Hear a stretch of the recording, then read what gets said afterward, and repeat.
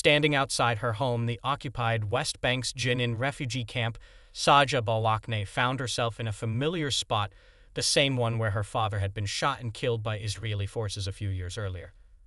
This time she was waiting for an Israeli army officer signal that it was time for her to begin walking towards the city's main hospital after she had been forced out of her home 5 days after Israeli soldiers, backed by helicopters and drones, launched a 10-day incursion into Jenin.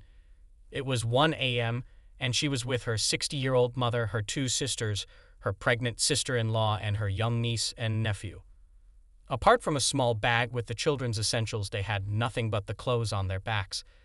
It was not the first time the Balakne family home had been raided, nor was it the first time the camp had come under attack. But this latest incursion, which began nearly a week ago and lasted until Israeli forces withdrew on Friday, has been the most intense, dubbed an earthquake by the city's residents.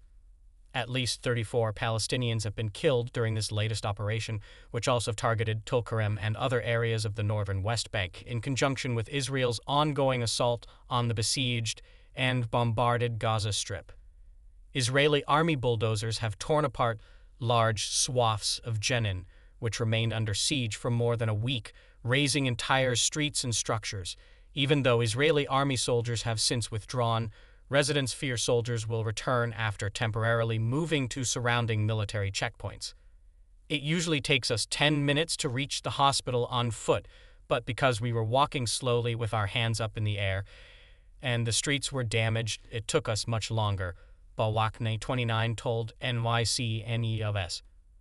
Balakne and 6 other members of her family had been hiding in their kitchen ever since the incursion began on August 28. It was the safest spot in their 4-story home in the heart of Jenin refugee camp, away from large windows and from Israeli snipers stationed outside.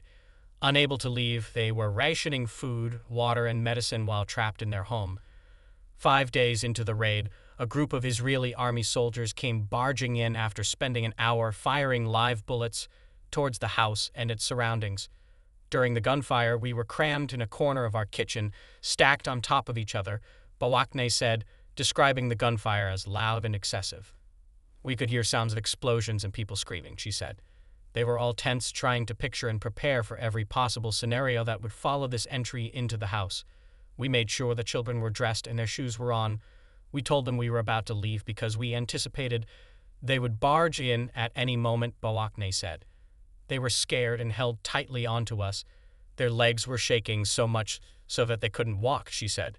When they came into the house at about 10 p.m., they arrived in unbelievable numbers and began searching every room with dogs, Balakne recalled. They came with water and food, enough to last days, she said, adding that it was clear they were going to use the house as a military base. About 3 hours later, they were confronted by an Israeli army officer who ordered them to leave. Balakne refused and said it was too unsafe for the children because the streets were wrecked and without power. He told us, "We're going to have to lock you in a room," and that's exactly what they did after confiscating our phones, Balakne recalled. Sitting in a room adjacent to the main hall of the house, the women were all wondering how long they were going to be locked in for. I asked again if they could guarantee our safety walking alone in the dark, and the officer said yes. So, of course, we had no choice, she said. We left, and they didn't let us take a single thing with us. We had no food, no water, no clothes, no money. Thank you for watching. Don't forget to subscribe for more news updates. Hit subscribe for the latest news.